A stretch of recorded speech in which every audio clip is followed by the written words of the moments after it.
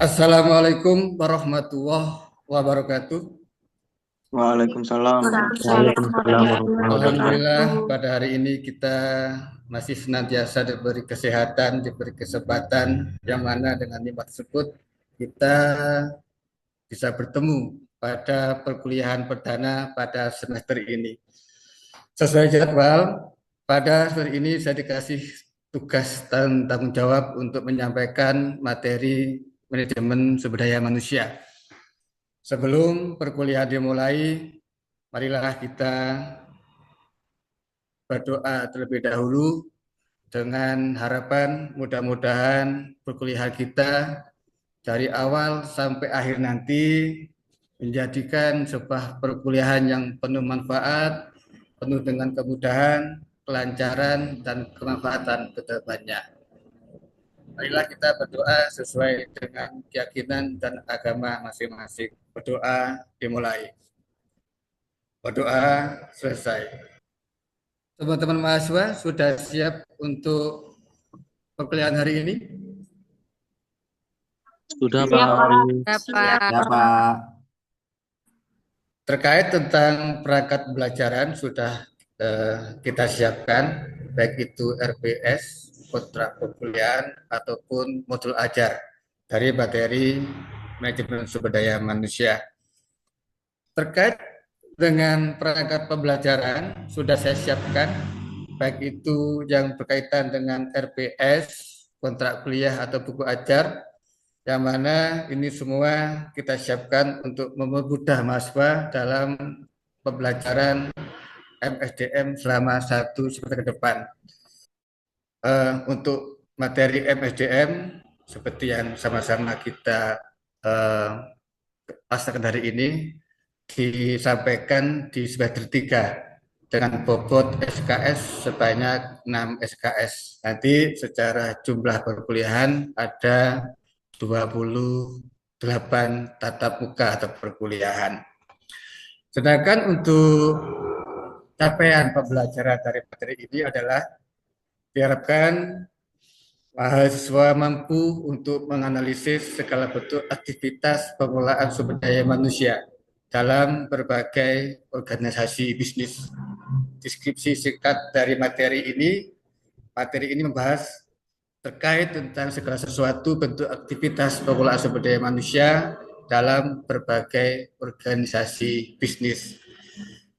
Sedangkan untuk bahan kajian atau pokok bahasan ada 18 dari pokok bahasan, yang mana diawali dari analisis dan perencanaan pekerjaan, ada perencanaan sumber daya manusia, ada rekrutmen karyawan, sampai yang terakhir di manajemen hubungan internasional. Di sini ada pertanyaan, loh Pak, kenapa ya Pak, kok dimulai dari analisis sebelum materi yang rekrutmen karyawan? Sekedar untuk pembahasan secara global aja, rekrutmen karyawan itu idealnya harus dimulai dengan sebuah analisa, yaitu sejauh mana perusahaan mampu dan bisa untuk menganalisis terkait tentang kebutuhan real sebuah perusahaan untuk nantinya merekrut seorang karyawan. Daftar pustaka sengaja saya memberikan revisi yang terbaru dengan harapan dengan buku ajar atau revisi terbaru ada sebuah pembaruan dari materi, khususnya di materi ini, sehingga ilmu kita ke depan ilmu yang update, ilmu yang notabene sesuai dengan sebuah kemajuan. Berikutnya ada breakdown dari perkuliahan kita selama 28 pertemuan. Di sini di RPS sudah kita deskripsikan oleh pertemuan pertama materi apa yang nanti kita bahas sampai nantinya di pertemuan yang terakhir, yaitu pertemuan yang ke-28. Di sini juga sudah kita sampaikan, kita narasikan terkait tentang analisis instruksional mulai pertemuan pertama materi apa yang nantinya kita bahas sampai sama nanti kita mengerucut pada pertemuan yang terakhir atau pertemuan yang ke-28. Terkait tentang bobot pilihan, ini penting saya sampaikan agar mahasiswa memahami, mengetahui bagaimana sih indikator dari bobot penilaian khususnya di materi ini. Di sini sudah jelas tergambarkan ada 6 indikator yang saya jadikan sebagai untuk bobot penilaian untuk menilai nilai akhir mahasiswa. Yang pertama UTS, di mana di sini untuk bobotnya 20%. Yang kedua tentunya ada UTS, ada UAS. UAS ini bobotnya adalah 20%. Selain UTS UAS, saya juga berusaha untuk kehadiran juga saya sebagai jadikan untuk indikator dalam penilaian akhir. Di sini untuk kehadiran bobotnya 10%.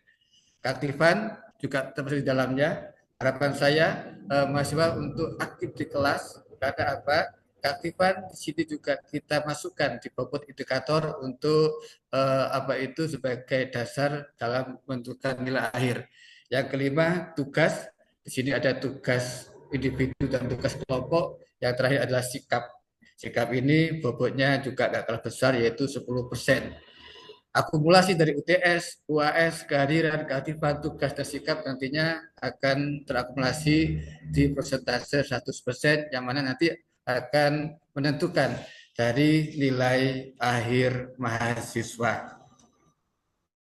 Dari sekilas yang saya sampaikan terkait dengan rencana pembelajaran semester di materi MSDM, dari mahasiswa ada yang ditanyakan?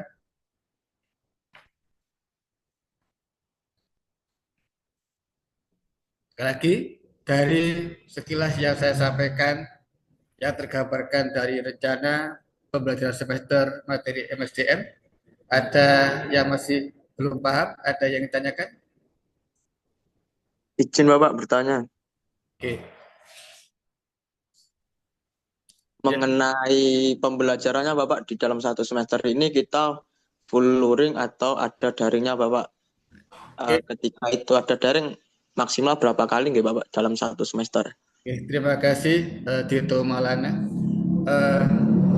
Ada pertanyaan Pak, dalam satu semester ada nggak Pak untuk jatah daring sesuai dengan regulasi yang sudah diputuskan oleh fakultas? Untuk satu semester kita untuk daring itu sebanyak 4 kali. Untuk selebihnya kita maksimalkan di luring. Harapannya apa? Dengan perkuliahan di kelas kita lebih maksimal untuk dalam memberikan materi di khususnya di materi MSDM ini. Ini yang bisa saya sampaikan. Dito Maulana, di sini sudah paham? Paham Bapak. Terima kasih Bapak. Ada lagi yang ingin ditanyakan? Silakan. Sudah jelas dari yang tersampaikan terkait tentang rencana pembelajaran semester atau RPS? Mohon izin Pak, bertanya Pak, terkait dengan tugas itu Pak yang ada di komponen penilaian, kira-kira nanti untuk tugasnya seperti apa ya Pak? Oke, terima kasih Mas Iswayudi. Tadi sudah tersampaikan di awal, saya untuk tugas bobotnya agak gede, 30%. Nanti ini kita breakdown, ada tugas individu dan tugas kelompok. Yang mana untuk masing-masing tugas bobotnya adalah 15%. Nanti teman-teman untuk tugas sudah saya siapkan di RPS akhir, tugas-tugas apa yang nantinya akan terkumpulkan di perkuliahan di semester ini. Untuk yang berikutnya, saya akan bahas terkait tentang pelaporan nilai. Yang pasti ada rentang nilai, ada nilai A, B, C, D, dan E. Untuk nilai A sendiri, itu ada di rentang nilai 80 sampai 100. Sedangkan untuk nilai B, itu di angka 70 sampai 74,9. Di C, itu 55 sampai 59, dan nilai E itu adalah 0 sampai 39,9. Dengan deskripsi ini harapan saya untuk mahasiswa untuk bisa memaksimalkan di angka yang terbaik akan nantinya bisa mendapatkan angka atau nilai yang terbaik, khususnya di materi sumber daya manusia. Dari sini ada yang masih perlu ditanyakan atau disampaikan? Izin bertanya Bapak, untuk mengenai bobot penilaian kita dalam satu semester ini bagaimana nih Bapak? Oke, eh, di sini sudah jelas untuk tergambarkan terkait tentang pokok penilaian yang mana ada nilai UTS yaitu 20%, tugas satu ada 20%, yang mana di sini untuk tugas pertama adalah membuat makalah, PPT dan presentasi, tentunya membuat makalah, PPT dan presentasi yang terkait dengan submateri-submateri yang berkaitan dengan sumber daya manusia. Untuk tugas yang kedua, pokoknya 5%. Tugas yang kedua ini mahasiswa untuk diharapkan bisa membuat studi kasus. Studi kasus yang berkaitan dengan problema-problema, kasus-kasus real yang tentunya ada di sebuah perusahaan yang berkaitan dengan sumber daya manusia. Dengan bobot sekali lagi 5%. Untuk tugas yang berikutnya adalah tugas yang ketiga, yaitu tugas review jurnal. Saya sengaja untuk memberikan tugas ini agar minimal mahasiswa bisa mereview jurnal-jurnal yang terbaru, jurnal-jurnal yang terkinian, yang notabene terkait dengan bidang disiplin ilmu sumber daya manusia. Itu yang bisa saya sampaikan terkait tentang bobot penilaian dari mahasiswa. Dari sini sudah jelas tergambarkan. Jelas Bapak, terima kasih. Oke. Ada lagi yang ingin ditanyakan, silakan.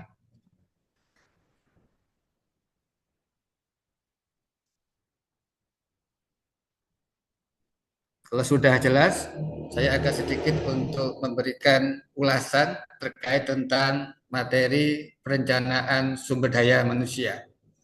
Oke, saya akan mengulas terkait tentang materi perencanaan sumber daya manusia. Sebelum saya menyampaikan apa sih itu perencanaan sumber daya manusia, ada yang mengerti apa definisi atau pengertian dari manajemen? Apa itu manajemen? Izin menjawab, Bapak. Oke. Manajemen merupakan suatu proses yang terdiri dari planning, organizing, actuating, dan controlling. Oke, terima kasih Intan atas partisipasinya. Seperti tadi yang tersampaikan oleh Mbak Intan, kalau kita ngomong manajemen tidak akan lepas dari keempat fungsinya. Yaitu apa? Ada fungsi POAC di situ, ada planning, organizing, actuating, dan controlling. Di sini kita akan membahas terkait tentang materi perencanaan sumber daya manusia terkait yang tersampaikan oleh Malayu Hasibuan.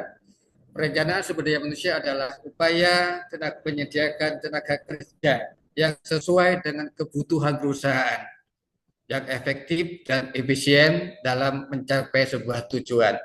Saya sengaja nih untuk mempertebal kalimat sesuai dengan kebutuhan perusahaan. Karena kalau kita membahas terkait tentang perencanaan sumber daya manusia, itu ada dua pola, ada dua skema. Ada yang paham apa saja pola dari perencanaan sumber daya manusia? Baik, izin menjawab Bapak. Ada dua pola. Yang pertama, pola pertama adalah perekrutan karyawan sesuai dengan kebutuhan perusahaan, dan yang kedua pola rekrutmen sesuai dengan keinginan perusahaan.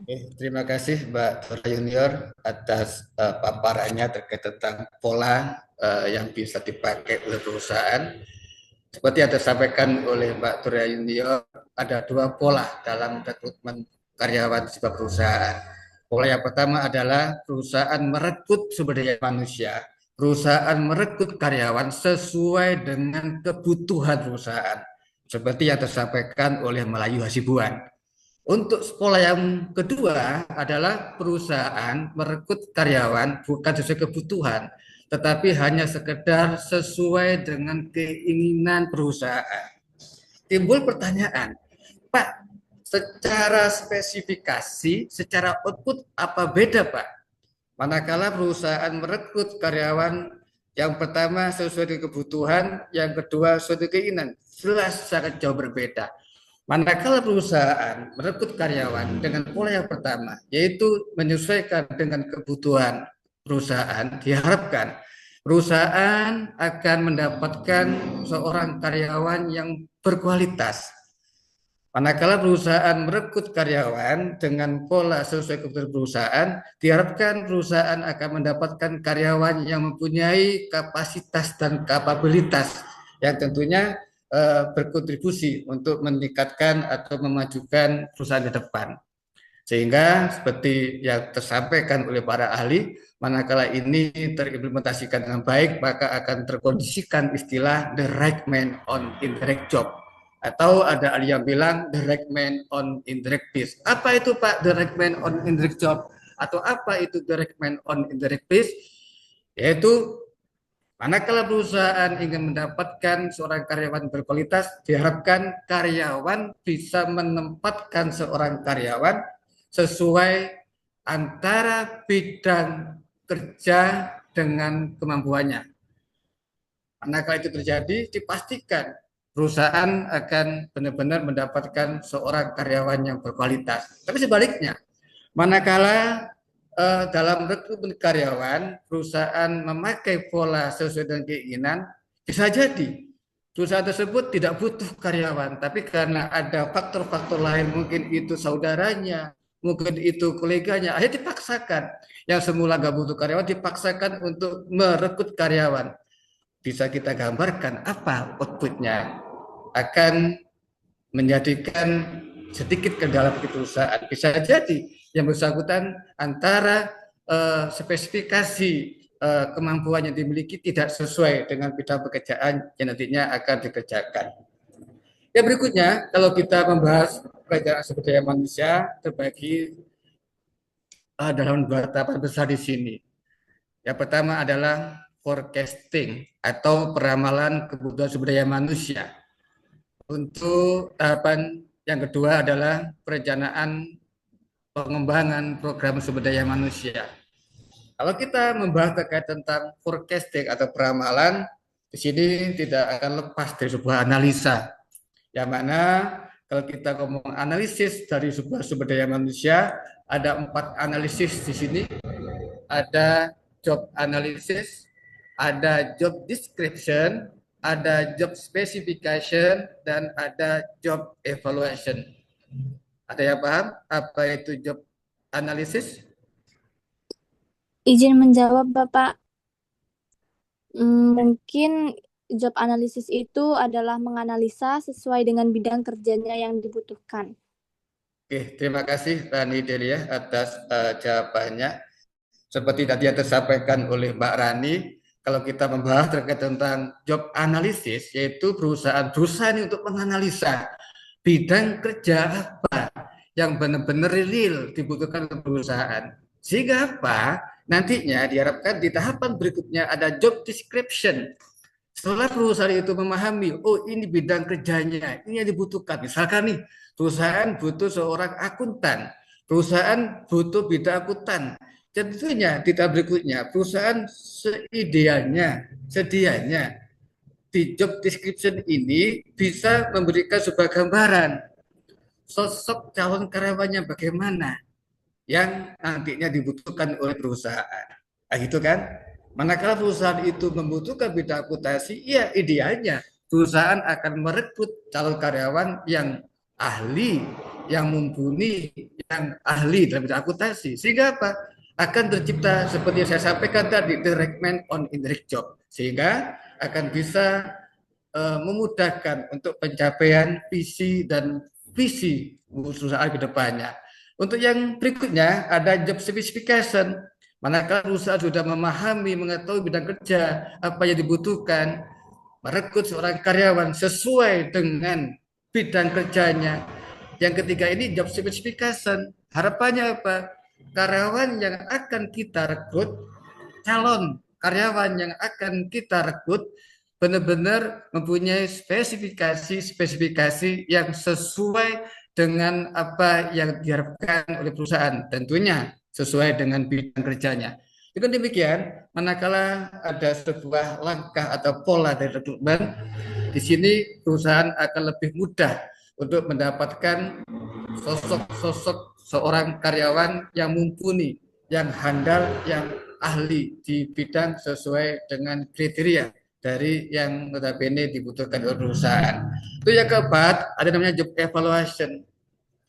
Di sini perusahaan nih mengevaluasi sejauh mana untuk karyawan yang bersangkutan ini sudah efektif, produktif, gitu kan, mempunyai kinerja yang baik terkait tentang hal-hal yang sesuai dengan apa yang dikerjakan. Ini adalah keempat hal yang notabene dijadikan untuk perusahaan dalam menganalisis pada sebuah rekrutmen karyawan di sebuah perusahaan. Dari sini ada yang perlu ditanyakan?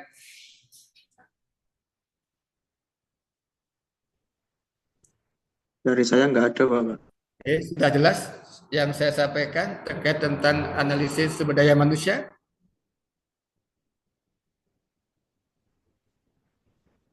Kalau nggak ada, saya lanjut di slide berikutnya, yang mana kita akan membahas terkait tentang proses perencanaan sumber daya manusia. Sini ada 6 proses.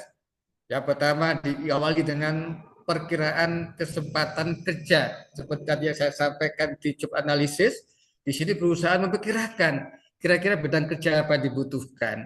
Lalu yang berikutnya, di proses yang kedua adalah perkiraan dan perencanaan penyediaan pegawai.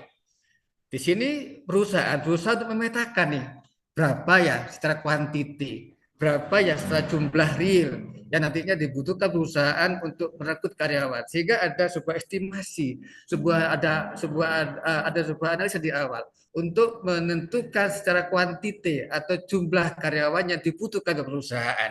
Dengan demikian, manakala merekrut karyawan, maka dipastikan jumlah yang direkrut sesuai dengan kebutuhan real perusahaan. Yang ketiga adalah proses perhitungan kekurangan atau kelebihan. Perusahaan tentunya akan menghitung-hitung nih, sudah tepat belum, sudah pas belum karyawan saya. Manakala perusahaan itu dikira masih masih belum cukup karyawan, tentunya perusahaan bisa mengambil langkah berikutnya, yaitu rekrutmen karyawan. Tapi manakala dikira sudah jumlah karyawan yang tersedia sudah mencukupi, sudah efektif dan produktif, tentunya ya diharapkanlah perusahaan untuk bisa memaksimalkan dari karyawan yang ada. Yang keempat adalah perencanaan pendidikan. Pendidikan sangat penting, sumber daya manusia tidak akan lepas dari unsur pendidikan, edukasi gitu kan. Karena apa? Pendidikan akan memberikan sebuah value, sebuah nilai tersendiri bagi karyawan. Manakala seorang karyawan memiliki pendidikan yang sesuai dengan kualifikasinya, maka dipastikan karyawan yang bersangkutan akan memiliki sebuah kapasitas dan kapabilitas yang benar-benar diketahui oleh perusahaan. Yang kelima adalah setelah perencanaan pendidikan, manakala perlu ada pelatihan, dikasih pelatihan, dikembangkan untuk secara kemampuan karyawan dengan berbagai pelatihan-pelatihan, bisa pelatihan secara internal ataupun secara eksternal tentunya. Yang terakhir, yang keenam adalah menyesuaikan dengan rencana atau strategi perusahaan, baik itu jangka pendek, jangka panjang, atau jangka menengahnya. Dengan demikian, manakala keenam posisi ini sudah terlewati, saya yakin dan percaya maka perusahaan akan bisa berkembang. Saya yakin dan percaya perusahaan akan bisa mencapai visi dan misi yang sudah ditetapkan di depannya. Dari sini ada yang perlu ditanyakan, silakan. Sudah jelas dari saya paparkan? Untuk materi ini saya rasa cukup sekian. Di akhir perkuliahan saya sengaja untuk memberikan sebuah tugas kepada mahasiswa. Untuk ini adalah tugas individu tentunya. Saya harap nanti mahasiswa untuk mencari gitu kan faktor-faktor apa saja sih yang nantinya akan mempengaruhi perencanaan sumber daya manusia dalam pencapaian sebuah tujuan perusahaan organisasi. Nantinya tugas ini akan kita lanjutkan di pertemuan berikutnya untuk sebagai bahan diskusi di perkuliahan di pekan yang akan datang. Terakhir, sebelum saya tutup, saya ingin ada sebuah kesimpulan dari materi yang sudah tersampaikan pada hari ini. Mahasiswa, ada yang bisa menyimpulkan apa kesimpulan yang didapatkan dari materi pada perkuliahan hari ini? Mungkin saya Bapak. Siap, siapa? Oh, Mas Rosi, silakan Mas Rosi. Oke, mungkin ada yang saya dapat dari materi hari ini. Jadi perusahaan itu seharusnya menyediakan karyawan sesuai dengan kebutuhan dan dari perencanaan itu nantinya dapat didistribusikan ke bagian-bagian yang akan membutuhkan sehingga karyawan juga perusahaan juga harus menyediakan suatu yang menempatkan karyawan sesuai dengan spesifikasinya yang tadi Bapak sampaikan, direct man on direct place, menempatkan karyawan sesuai dengan tempatnya. Mungkin begitu Bapak. Oke, Terima kasih. terima kasih atas kesimpulan dari materi ini. Sangat luar biasa. Pak Susi sudah memahami dari apa yang sudah tersampaikan pada submateri perencanaan sumber daya manusia pada perkuliahan hari ini. Sesuai dengan rencana 12 semester untuk ke depan, insya Allah kita akan membahas terkait tentang materi yaitu pengembangan karyawan. Untuk materi sudah tersiapkan di buku ajar. Silakan untuk mahasiswa membaca terlebih dahulu materi-materi yang akan kita pelajari di pekan yang akan datang. Sekali lagi, untuk materi pekan depan adalah membahas terkait tentang pengembangan karyawan. Terkait berbagai materi pengembangan karyawan sudah tersedia di buku ajar. Silakan dilihat di buku ajar. Untuk nantinya harapan saya di saat masuk kelas seperti kelas mahasiswa sudah terisi gelasnya, sehingga di kelas tinggal untuk memenuhi dari kekosongan kelas yang ada. Sekarang dengan demikian kita bisa memaksimalkan dari waktu perkuliahan yang sangat pendek ini. Ini mahasiswa sekalian yang bisa saya sampaikan pada hari ini. Terakhir, untuk keberkahan dari perkuliahan kita, marilah kita tutup untuk perkuliahan ini dengan berdoa bersama-sama. Mudah-mudahan materi yang tersampaikan dari awal sampai akhir menjadikan sebuah ilmu yang manfaat tentunya, manfaat bagi yang menyampaikan sekaligus manfaat bagi yang menerimanya. Marilah kita berdoa sesuai dengan keyakinan dan agama kita masing-masing. Berdoa dimulai. Berdoa selesai. Terima kasih atas partisipasi pada hari ini. Mudah-mudahan kita dipertemukan kembali di pekan yang akan datang. Cukup sekian dari saya.